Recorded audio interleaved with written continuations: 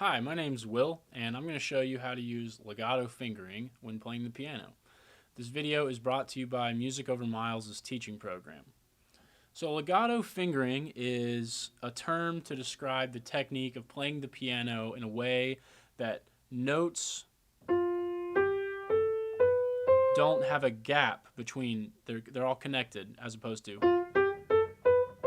there's gaps of silence in between every note. Legato fingering has no gaps, as opposed to.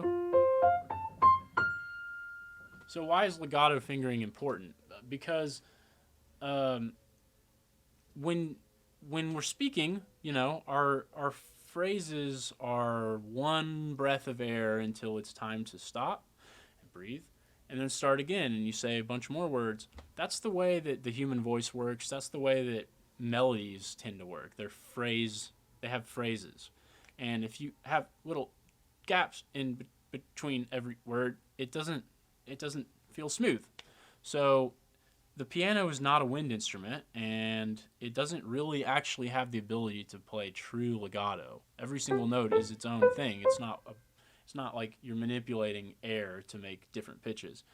But you can imitate legato effectively when you use tricks with legato fingering.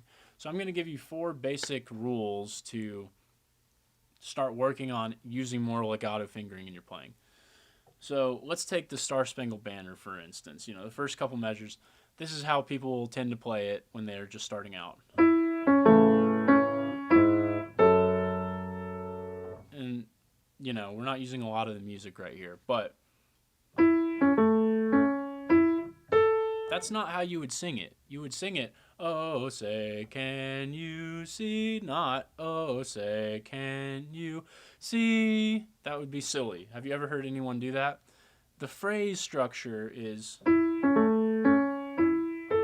So it's important to have legato fingering throughout that entire phrase. So if you start on your pinky, you've immediately run out of...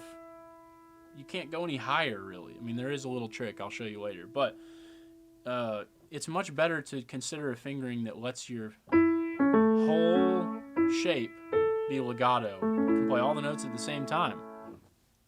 So let's get to those 4 rules. The first rule is to avoid using your pinky unless it's the very highest note of the phrase. Don't use your pinky if you're going to have to go higher. It just complicates things. You're going to have to do a jump or something weird, like a pivot, which I'll show you in a second, but the second rule is to not use your thumb on black notes. This guy is way shorter than these guys, and the black notes are further up than the white notes, so it doesn't really make any sense to put your thumb up here. It's very awkward. It limits you. You can no longer go downward anymore if your thumb is on a black note with legato fingering, unless you slide or something goofy. Just use these fingers on black notes. That's it. So the third rule, trick thing, is to consider whether you can insert a pivot into a piece of music that's giving you trouble with legato fingering. A pivot is basically like this. So I still started on my pinky here, but while that note was sounding, I hold it with my pinky, take over it with my thumb, and now I'm in a much freer hand position to do other stuff. So it can sound a little bit like this if you're just starting out, like 2 notes, because you kind of didn't hold it long enough. But you'll get it down with practice. Using those pivots, that's a game changer. That lets you make legato phrases out of things that seemed like it was impossible. There's no way I can connect that into one phrase. With a pivot, you probably can. So consider if you can work a pivot into there somewhere. This is something organists learn from day one because their instrument has no sustain pedal. So they absolutely have to learn to use legato fingering or it just sounds very choppy. Pivots, yeah, those are good. And the last thing is to write your fingerings into your music. Absolutely do this. I mean, it's so easy to spend 20 or 30 minutes working on fingerings in a tough piece of music. Maybe you're working on a Chopin ballade or something with a lot of notes, and you figure out this great solution. Oh, that makes it work. I can totally do it now. But if you don't write your fingerings in, you're going to forget them. You're going to forget some of them, and you're going to get back to the music and be like, I don't remember anything that I already figured out, so I'm going to have to do it again. There's nothing wrong with writing your fingerings in your music. Fingering is a very personal thing. There's not one right way to figure out how to use fingering in a piano piece. There's many different ways, and it depends on your hand shape and your sort of what you're most comfortable with, and it's a personal thing, so it's to your advantage to actually write it in your music with a pencil. Always have one of these next to you. So okay, that's pretty much the 4 rules of improving your legato fingering, in my opinion. And as a little bonus tip, I'll show you another trick that you can do, which your classical teacher may not really like so much, but it's a cool little trick that say you're on your pinky and you're playing a fast passage, you don't have time to pivot, and maybe you got your fingering off and you're in the middle of it. Oh no, I've already landed on my pinky. You can use your ring finger or your middle finger.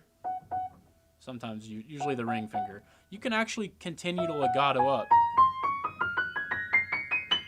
You're not even using these 2 fingers, you're only using these. You can play like an entire chromatic scale legato using only these fingers. It's a little weird and squirrely of a technique, but it's just another cool trick to have in your bag when you're improvising, especially.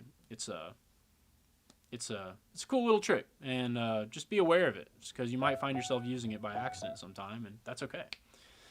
All right, so in this video, you learned what legato fingering is and why it's important to be aware of it and to try and work it into your piano playing. And you learned some basic rule of thumbs to start being more cognizant about using legato fingering in your playing. And those were, don't use your pinky on the highest note, or if it's your left hand, the lowest note. Don't do that unless it's the very highest or lowest note. Don't use your thumb on black notes, and see if you can work pivots into your fingerings, and write your fingerings in. That's pretty much it. All right, I'm Will Padgett, and I hope you enjoyed this. Have a nice one.